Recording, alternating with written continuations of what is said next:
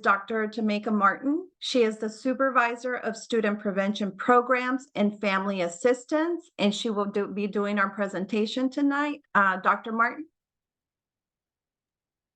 Thank you. And so I'm going to go ahead and share my screen so that I can get started. And I do appreciate everyone tuning in for us today, because this is something that's really important within the division right now. And I want to make sure that I'm able to answer questions that you might have. As she said, I'm Dr. Martin. I'm the supervisor for student information, student prevention programs and family assistance. That's what happens when you get a long title. But I'm hoping that through this evening, we can just see how we can partner better together to improve attendance throughout the division. And so I am going to talk a little bit today about what attendance looks like in PWCS, as well as why it's important, how we address attendance a little bit, and then some resources and support that will be available to you. So the first message I like to always clarify is the difference between chronic absenteeism and truancy. And this is something that that people ask me about a lot. So I like to just kind of put it out there in the front. Truancy only excludes unexcused absences. And so with truancy, there's often emphasis on compliance with the school rules. There may be some legal consequences down the line for that sort of thing. Chronic absenteeism, on the other hand, also includes all of our absences, whether they're excused or otherwise. And so one of the things I like to say is, back when I was in high school, I ended up getting my appendix out in the middle of my junior year. I was out of school for a couple of weeks recovering from surgery. And that would have made me chronically absent, even though I had a medical excuse and the doctor's note and everyone knew I was having surgery. Because I missed so many days throughout the school year, it still would have been I would have still been chronically absent. So it does include those absences that are excused or unexcused. The difference there is that it really has an emphasis on the impact of the missed instruction time and the missed education that students have. And so we really look at resources and support. And it's important to note that while all chronic absence isn't truancy, for the most part, truancy is a form of chronic absenteeism. And so we really do have an emphasis this year on both, but especially chronic absenteeism, because we're so invested in the missed learning of students, especially after them being virtual for so long. And we really want to make sure that we're getting them back on track from where we had that little bit of a stretch there. It's important to also remember that it's very easy to become chronically absent because it's really defined as missing 10% of the school year. And so when we're looking at about 180 days in a school year, that's about 18 days. And that can really add up pretty quickly, because really what it looks like is 2 days a month. And I know even for myself, sometimes I can be sick 1 or 2 days a month, just because of everything. And when our schools, with students in our schools, that can add up pretty quickly. So we just like to keep an eye on that when we have students that are absent. PWCS attendance and all of our policies and everything is driven by our compulsory attendance laws. And that is what Virginia states as any child between the ages of 5 and 18 must be involved in some sort of educational programming. And so our regulation also closely mirrors those laws. And includes that we are required by law to take the measures that we need to ensure students are available for regular education. So of course, that does include, we have students that go to private schools, home schools, and things like that. But it is really our responsibility to make sure that students are enrolled in some type of educational program when they are between those compulsory attendance ages of 5 and 18. As I said, our attendance policy and regulation is based on the Virginia Code. And so that statute does outline the requirements of the school division and parental responsibilities for attendance.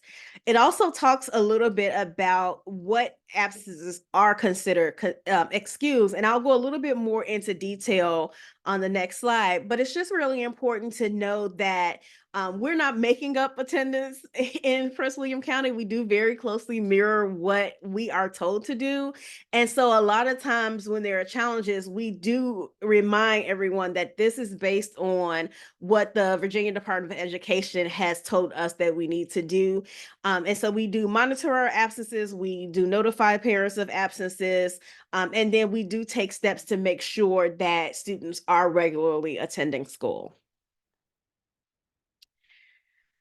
So what is an excused absence? Our regulation is 724-1. You can find that in board docs. And we have some links on it. It was on the it was a QR code for it on the last screen.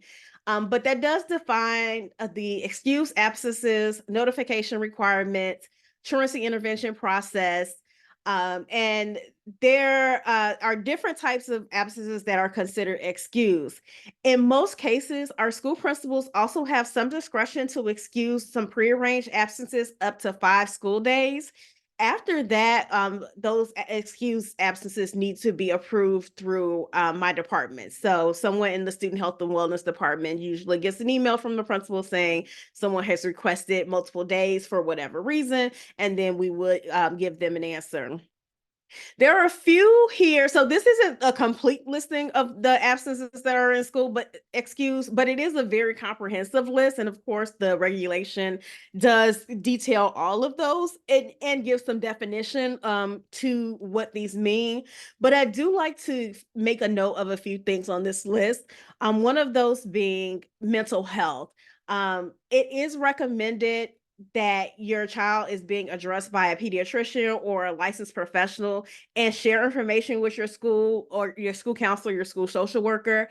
And even though a mental health illness is just like a bodily illness, we do have some parameters on how excessively that should be used. So similar to a physical illness that someone might have, it may, we may tell you that we need a doctor's note or that the student may need some professional help to monitor and make sure that we're working with whatever that illness is.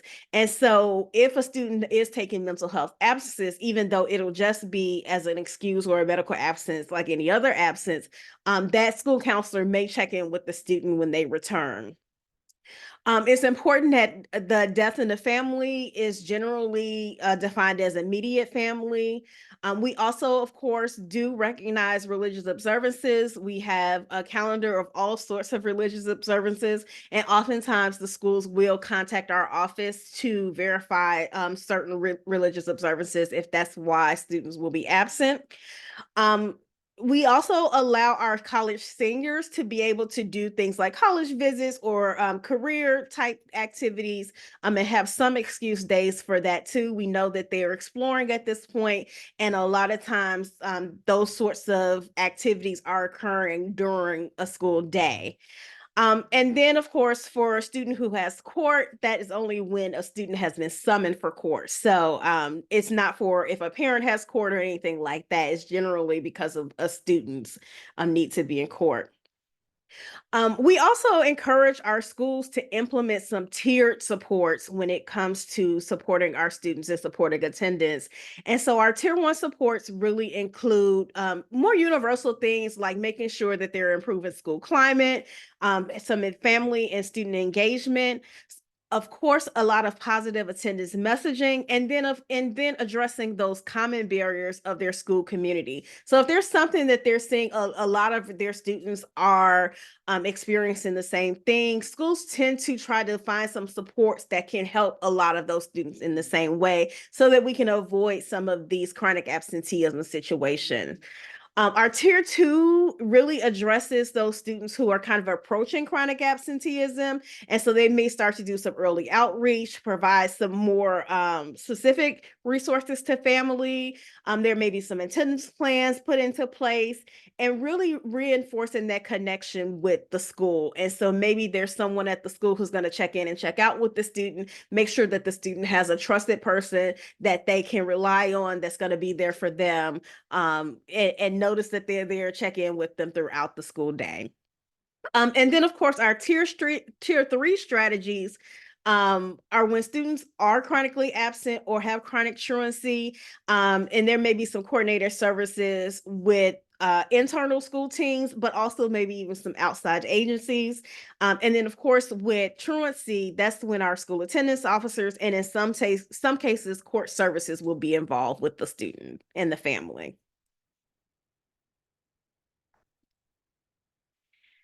So I showed you our excused absences. It's also important that we point out some of those things that aren't excused, because we have to remember that even sometimes when we do have a reason why the student is absent, it still may not be an excused absence. And that all comes up a lot, especially when we're dealing with those extended prearranged absences.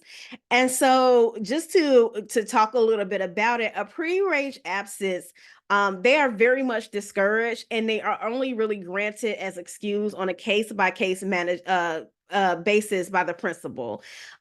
We do encourage that family trips be scheduled during holidays and over summer break. And it's important to note that absences for family trips will not be excused unless there are some extraordinary circumstances that have to do with that. That, of course, lies in the determination of the principal. And then if it's over 5 days, like I said, it'll come to our office, and we may be able to dig a little bit deeper to see if that's something that can be excused. But generally, things like vacation or, just traveling to see people, things like that, are not going to be excused absences. And then it's also important to note that even some pre-approved absences that are approved, if they become excessive, we may still have to kind of move forward and make sure that we're providing the resources that we need. And if they become unexcused, then that's when our truancy processes do come into place. It's also important to remember, and this is a Virginia code, and so there's really nothing we can do about that, but any absences that extend beyond 15 consecutive school days means that the student needs to be withdrawn. That is a Virginia code, and it's a regulation for the Virginia Department of Education. And so there's really nothing we can do about that. At that 15th day, on the 16th day, we have to withdraw that student. However, the student can come back and re-enroll when they return to school. For those pre-approved absences, you should really notify the principal as far in advance as possible in writing. Give the reason for the absence, how long that you're planning to be out, and then the principal may make some determinations based on what is being asked of them, the students' grades, and of course their past attendance records as well. And so that's really important. And then this last bullet here, the failure to timely produce an appropriate explanation for an absence. I'll say this probably a couple of times throughout the presentation, but there is a 5-day. So our regulation allows for 5 school days from the date of the absence for a parent to submit a written note or give a call to the school or some way to let us know why that student was absent. Again, that doesn't mean it's going to be automatically excused, but it does give us a chance to know how to code that absence correctly.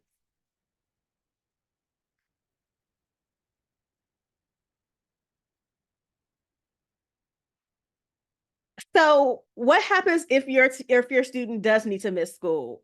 We always say call the school the day of the absence as soon as possible to report the absence, and that takes a lot of kind of those further things that we have to get into away by just giving us that call, sending a note, letting us know. It is, of course, again, important to confirm those reasons in detail, because we need to, more than anything else, we need to make sure that your student is in a safe situation, and that is why they're out of school. If it's not been previously cleared by phone or email, the student can bring in a written note from signed by the parent, or a doctor's note from for whatever the medical reason is. And again, 5 days is what the regulation says for us. And so if we don't receive a call or a note or anything within that 5 days, what happens is that absence automatically changes in our system to an unexcused absence. So we again encourage you to, as soon as possible, let us know why your student is absent.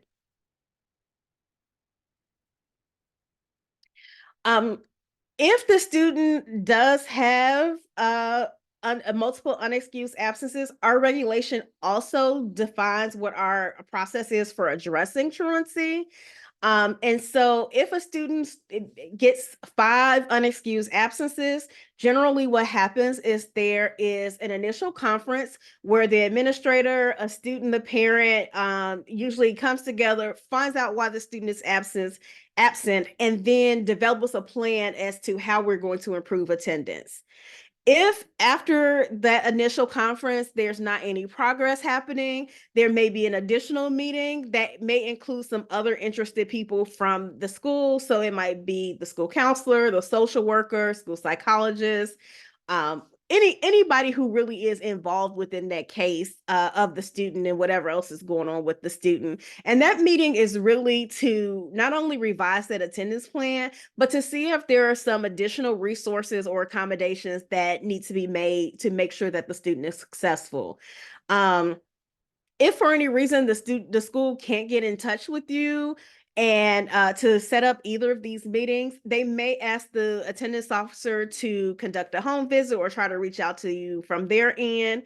But what's really important when we're developing these plans and really trying to provide those supports for students is that we're looking for progress and not perfection. So we want to see an improvement of the attendance.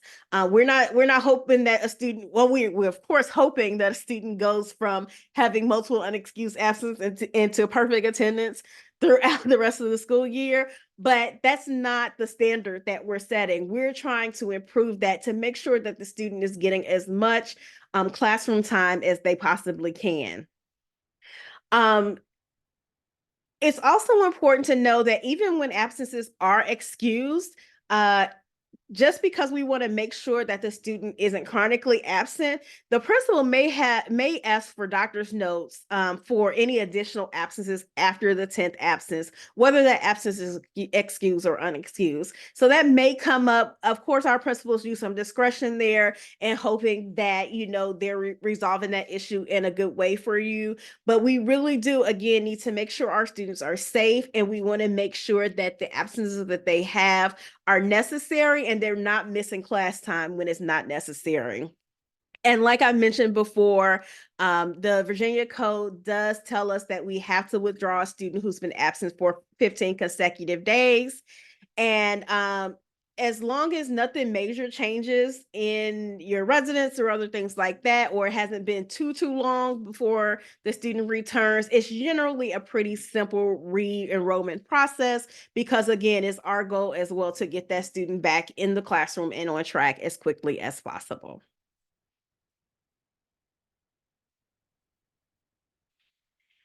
In the case that the unexcused absences continue after we have the interagency team meeting, that kind of second meeting to develop that attendance plan, then the case may be referred to our attendance officers. And our attendance officers are basically someone at the school who monitors absences, and may either continue to work with the family to provide resources, and if at kind of a last resort, may go ahead and request some assistance from our court services unit within the Prince William County juvenile and domestic relations court.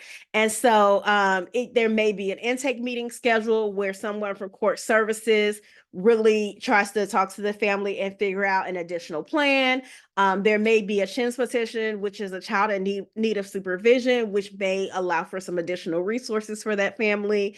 And then, of course, if there's no compliance from the student and the family, there may be the student may be taking the court, or the parent may be taking the court to force a court order for those students to attend school. These are, again, our last resorts. We do everything that we can to try to work with our families before we get to this point, because it's not the goal of getting them into court. The goal, of course, is to get in the student into school, and that's what's most important for us. So I've talked a lot about our processes and about the codes and the regulations and all of those things. And so it can really sound like, we're just trying to meet certain qualifications, and that's really not the case. Attendance is really important because it is the #1 predictor of dropout and graduation rates that we find. More than grades, more than test scores or anything else, attendance really does have the greatest impact on whether or not a student completes school. And so it's just really important to know that students with good attendance are more likely to read on grade level. They're more likely to have better math skills. On average, students with good attendance do have higher GPAs than students that are absent more than 9 or 10 days a year. And then course failures, 67% of those can be attributed to attendance. And that's really because students really are, if they're not in the classroom and not getting that education, there's a lot to be learned from hearing other students, seeing different ways to learn certain material, having that interaction with others, asking questions, all of those things. And so it's really important that students are in school on time every single day. Being on time and present every day is also one of those skills that last a lifetime. So it'll help those students succeed in high school, of course, but also in college and in the workforce, or whatever their next steps might be. We all know that if we don't go to work every day, and if we're late all the time, that affects us and our work and our pay and those sorts of things as well. So in addition to really building those educational foundations, we're really building those life skills and foundations for the workforce as well. So it is really important that students are attending school.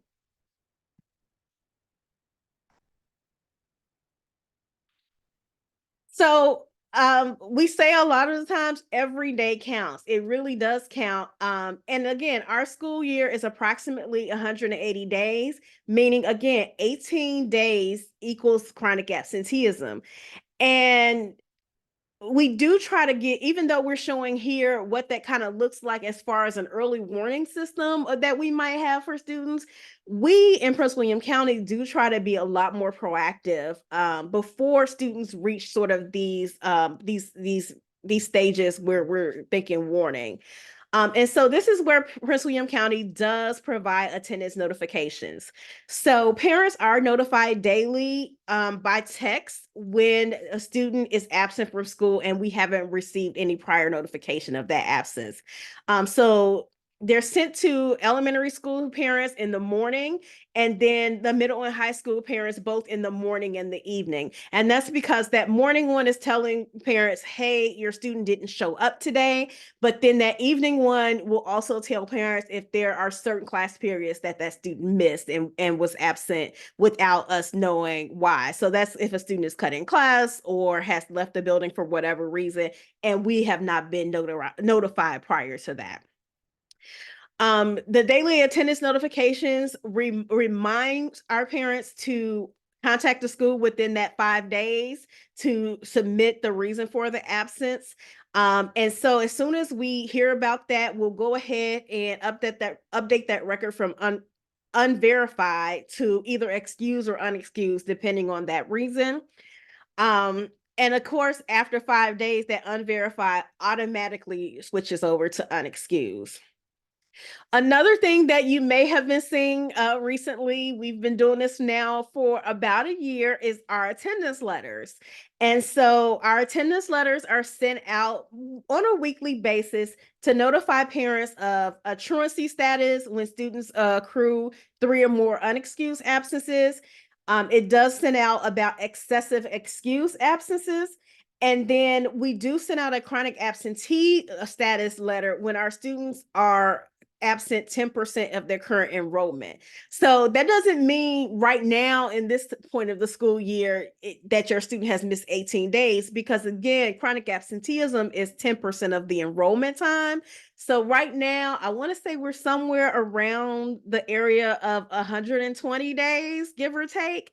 And so at this point, if your student has missed 12 days, they are considered chronically absent. Of course, that number changes as the year goes on, but you may receive a letter saying that at this point in the school year, your student is chronically absent. And again, the goal of these letters is to inform parents of our concerns and educate people on the importance of attendance, and more importantly, to encourage communications between families and the school. So we have a lot of resources available for students and families who need support with attendance related matters, but unless we're talking to each other, we don't know how we can support that student.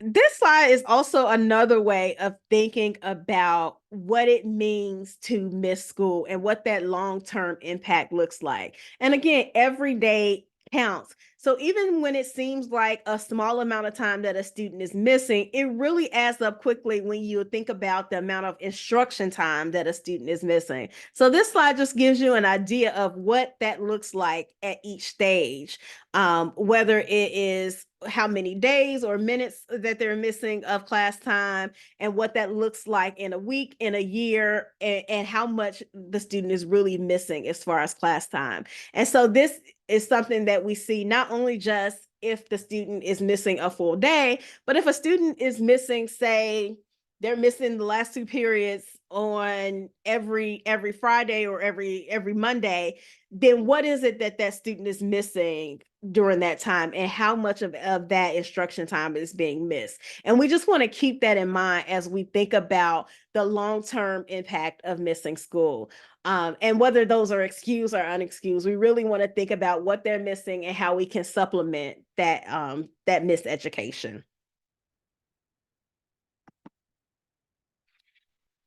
So one of the other ways we've tried to get students thinking about attendance and get more involved with the process is through our attendance campaign. And so what we did this year is we actually gave it to the students to come up with a slogan for us for how we want to view attendance. And so we asked our high school students to submit their slogans. And then we had the high school students vote on it. And that is how we got the title of our presentation today: Knowledge is Power, Attend Every Hour. And so now that we have that slogan, you are going to start seeing that in more places. We are ordering different things like yard signs and posters. We're promoting the campaign as much as we can within the schools and the community. We're offering different kinds of sessions for schools and for families, things like what we're doing tonight, to make sure that we all understand the importance of attendance and how we can work together to support school attendance. And then we're also looking at ways that we could recognize our schools and our students for their attendance efforts. And again, not awarding perfect attendance, but really awarding that progress and that good attendance, that making sure that students are getting the most educational time as they can.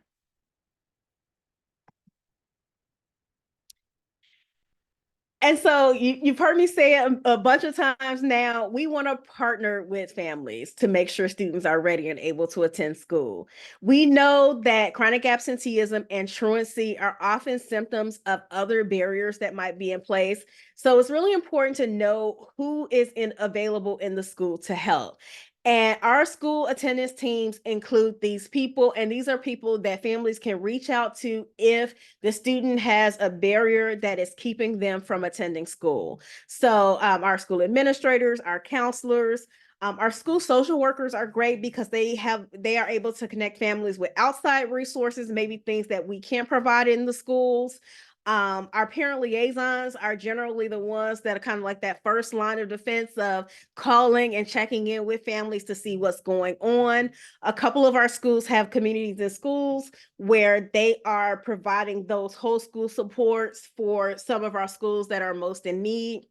And of course, your teachers. I mean, reaching out to the teacher and letting the teacher know what's going on is really the first place.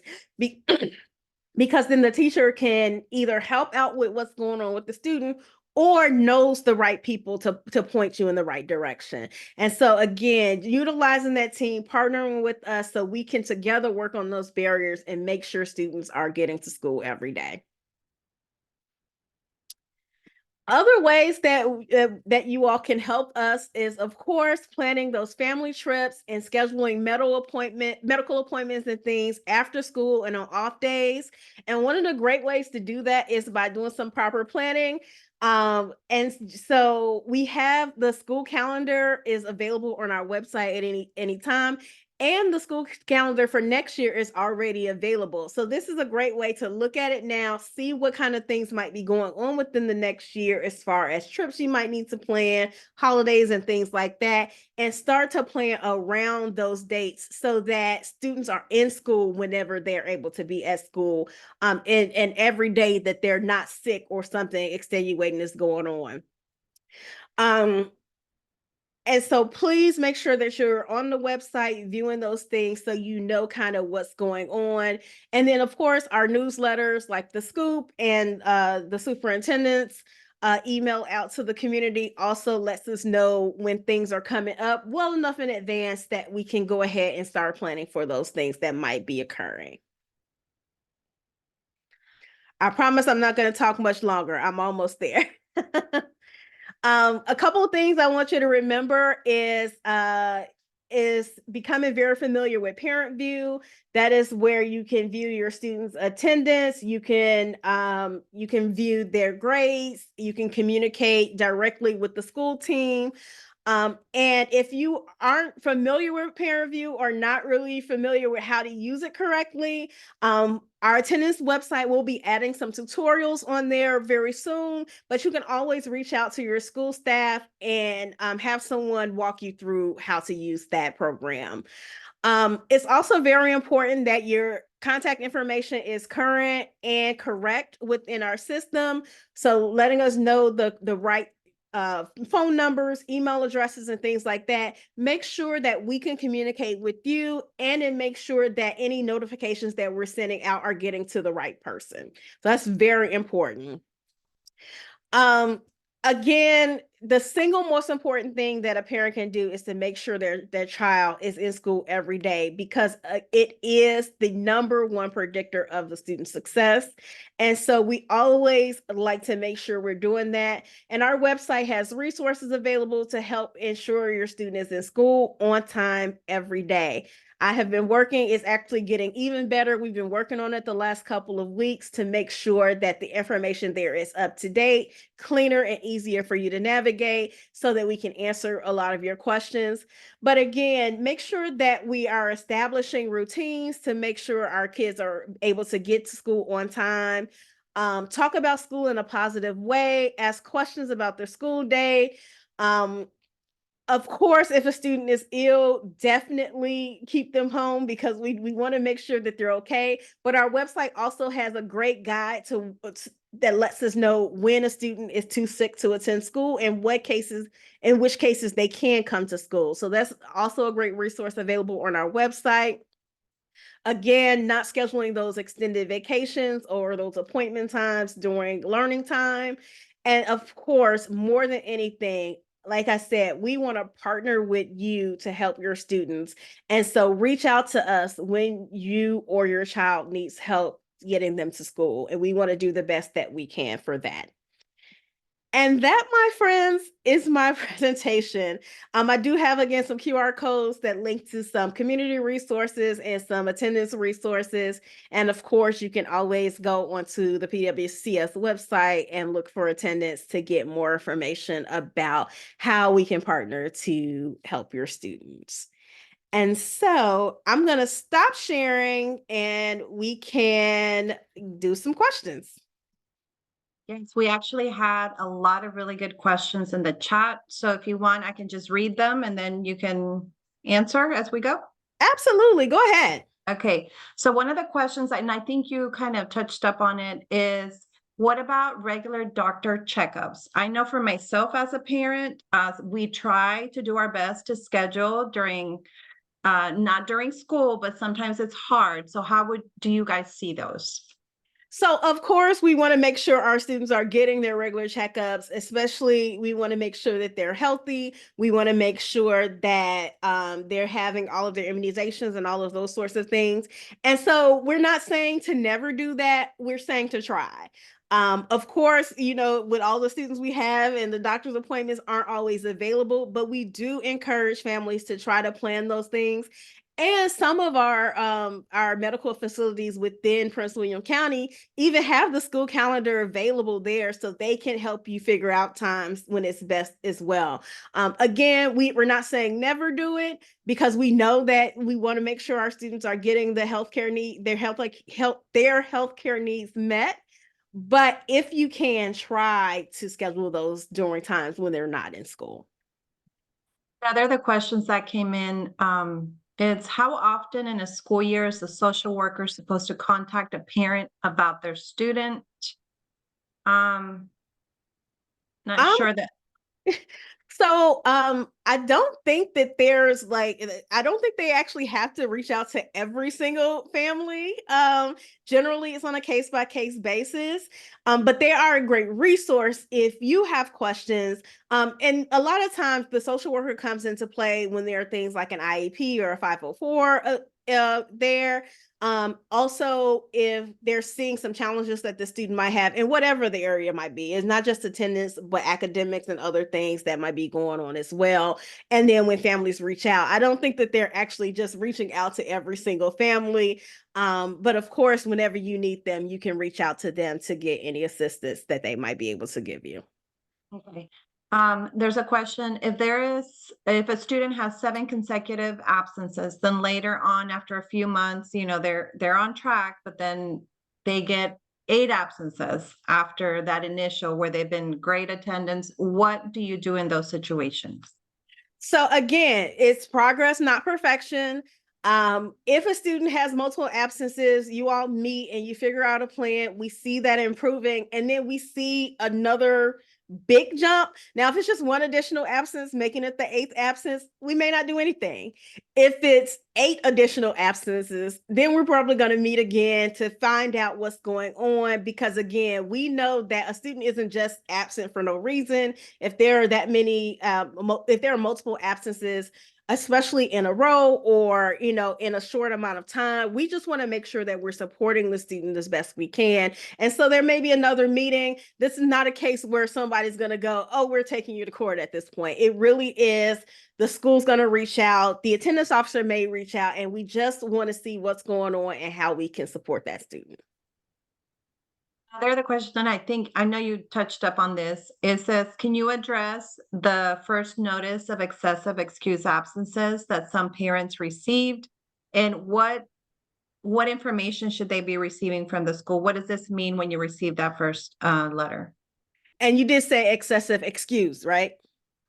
Yes. Okay, so with an excessive excuse absence letter, it's just letting you all know that that's where we are. It doesn't mean that there is anything that needs to happen. If you're communicating with the school, if we know that the student has like a medical issue or something like that, it may be nothing, but that letter really does say, we want to make sure your student is getting to school. Please contact us if there's any way that we can help. So it's just our way of letting you know that we've noticed that your student is out and we're here to support you. We've also found actually that a lot of times parents don't know that their students have been out. Students are trickier than you think they are, especially in our secondary schools. And so they may be calling in or sending notes and things like that. We've had several parents who've said, no, my student's been there every day. And the letter is the first time they're hearing about that. So it's really just us letting you know it's not that anyone's in trouble. It's us reaching out to say, hey, do you all need any support? Just to let you know, these are the days that have been missed. call us if there's anything that we can do. When it comes to truancy, and so those unexcused absences, that's when we're really going through that process and need to have meetings and all of those other things. But if it's just an excessive excuse, it's just letting you know that they're approaching that chronic absenteeism. We want to make sure that we're supporting the family the best way that we can. There's also a question. It says, some students can be absent for some, for some reason. And however, their grades are still good, like they have an A in the class. Is this ever considered as a better outcome before they start receiving consequences? So as long as the absences are excused, there probably aren't even going to be any consequences involved with it. And again, it may, if the student is doing well in school, we still want the student to be in school. We want the student to interact with others. We want the student to be able to be a part of the school community. We want the family to be a part of the school community. So there aren't a lot of consequences around those excused absences, but we do want to make it known that we recognize the student is not there and we encourage them to come to school. Again, when it's unexcused absence, that's when we start to see those consequences, because again, it's not just us, it's that compulsory attendance law. So it's not us, it's the law. And if the student has unexcused absences, regardless of what their grades are, we do need to make sure that we are following through on doing our best to make sure students and families are following that law. Okay. Another question that we have here. Is there a monetary component attached to attendance for each student, or do you have plans for any maybe possibly incentives for student attendance? So we don't have any monetary incentives for students. We are at the secondary level now as part of our attendance campaign, getting some incentives and some other things that we can provide for students. And schools will really decide what kind of incentive program or how they're going to get those incentives out. But yes, we are funding some incentives for students. And, it can be some big things, some small things. We actually met with students this year to get their take on what kinds of things would be incentives for them. So it's not like we all sat in the room together saying, hey, I think kids are like this. No, we actually sat with students and said, what kind of things would you like to see? What kind of things would you work for as far as attendance is concerned? And so those things they should be coming out in the next couple of weeks. We ordered some. One of our orders is like making its way in now. So schools will start to see that. We're especially looking at doing some things around spring break, again, because we know around breaks is where we see a lot of the attendance dips. And of course, we want our students to finish the year strong. And so there are going to be some incentives that correlate with how we finish the school year as well. All right. Is for someone who is absent and has a doctor's note and is excused with reasons as to why they're not attending, is that good enough to provide to you all? Yes. And I say that where a little bit wary is because the doctor's note should let us know, why the student will have multiple absences. And it's just like with us, if we're at work and we make sure that HR knows that we have a chronic condition. So for chronic conditions, there should be some work within the school to have a plan in place as to how to support that student and when that student is absent. But yes, a doctor's note is an excused absence, of course. And so it does not necessarily lead to truancy, but the student is still going to be considered chronically absent. And that's just the term that's being used there. It's anything over 10%, whether excused or unexcused, is still chronically absent. But of course, if a student has an ongoing condition, a chronic condition, we are going to work our best with that family to make sure that the student is being provided resources. And if it's the case and we need to do things like homebound or some other educational program for that student, we want to talk about that as well. Another of the questions is it says, why is it that the teachers cannot pre-assign work if a student knows they will have a situation where they will be missing school? Sometimes it really depends on the teacher. Sometimes the lesson plan is what it is, and maybe they have those things prepared. Maybe they may not have future assignments prepared, or even though the best laid plans, right? So we can have the best plans ever, but it's going to depend on the students that day and how far we get. And so to make sure that students are all on track, the lesson plan can move faster or slower than necessary. And so to be able to just say, these are all the things that we're going to do in the future. And then we have to think about what's on that teacher's plate as well. They have a classroom full of students, and at the secondary level, multiple classrooms full of students. And to prepare a big packet for someone who's going to be gone for a long, long time might not be something that's feasible within their time view. And so again, it's just really important that students can work as much as possible. Of course, if they know ahead of time, many of our teachers are going to try to work with you as best they can, but it's just not always possible to be able to give work for the next 3 weeks or the next month based on how the classroom or how the class is progressing in the lesson plans. Right. We have another one is, can you give us an example of some of the incentives other than the monetary?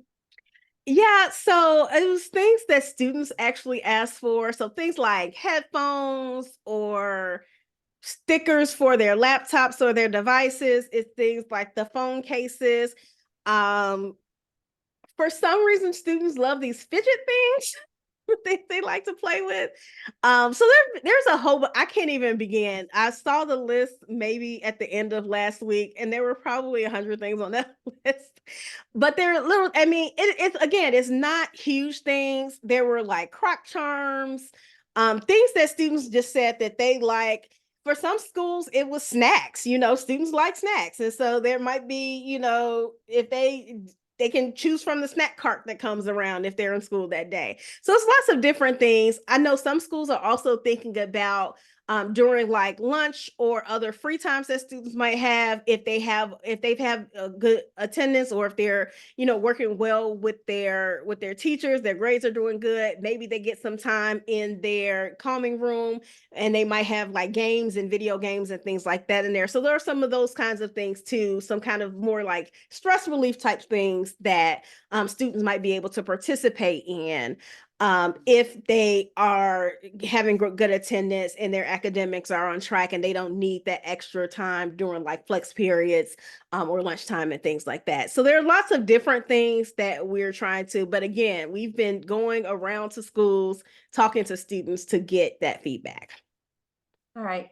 There's another question about the incentives. It says, to clarify, the school receives money compensation for attendance to reward the children for going to school? No, not at No. all. Okay. No, no, no. I am digging through. We have some funds that were given to us to support attendance efforts, and we are using some of those funds because chronic absenteeism is so high, not just in our division, but across the state and, of course, across the country. Chronic absenteeism is a much bigger problem, especially since the pandemic. And so some of those additional like attendance support funds are being used, and not a lot of them, trust me. Most of the funds that we're using, most of the things we're using that for is additional support to reach out to families, whether that's through our support corps or through our attendance officers maybe having to work some extra hours and things like that. That's where the majority of that money goes to. But we are trying to have some things that can encourage our students to attend and let them know that we do appreciate their efforts and we do celebrate and acknowledge good attendance. And Dr. Martin, do you have any PDF documents on your attendance website that maybe parents can go and look at? This specifically says that we could share with them to read and record it for better understanding of certain issues. So, like I said, we are revamping our website. And so there are some things on there, some resources and things that are some like documents that you can read. Of course, you know, you can always, if you're looking at things like the regulation and the code, there are links there to that where you can print out PDFs of like kind of the rules and regulations around things. But then also we do have some documents under our support resource, and it can be things like a family support plan or an attendance plan for the family. There are some documents surrounding the school calendar and how we plan for events. There are some documents just kind of giving some of the same information that I gave today. And of course, presentations like these are also available on the website where you can kind of go through and see some of those and share that with others as well. And our last question, can you share the link in the chat for your webpage? Are you able to? Yes, if you give me 1 second, I gotta pull it to share it. Here we go.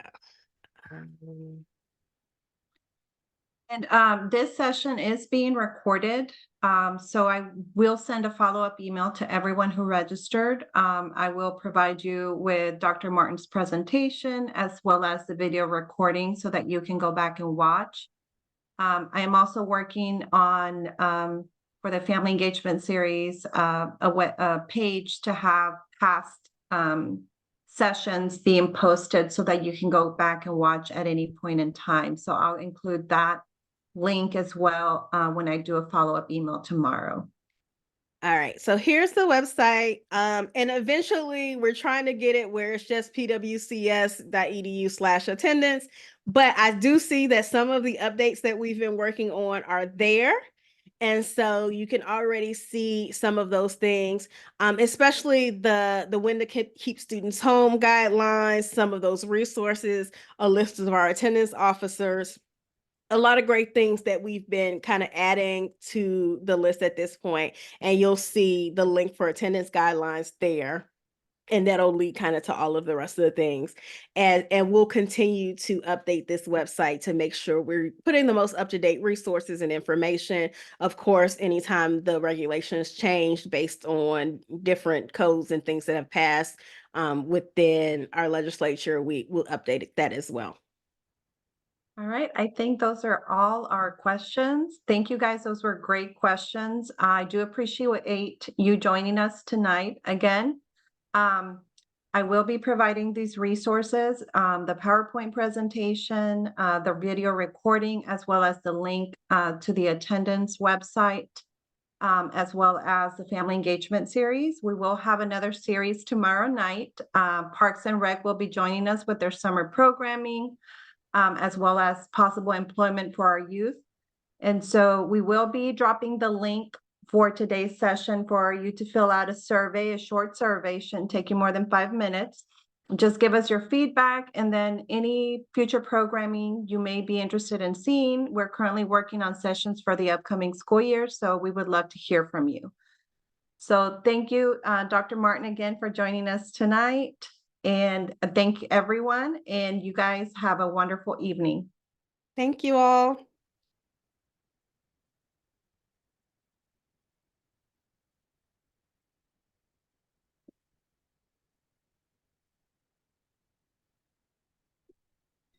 Thank you so much.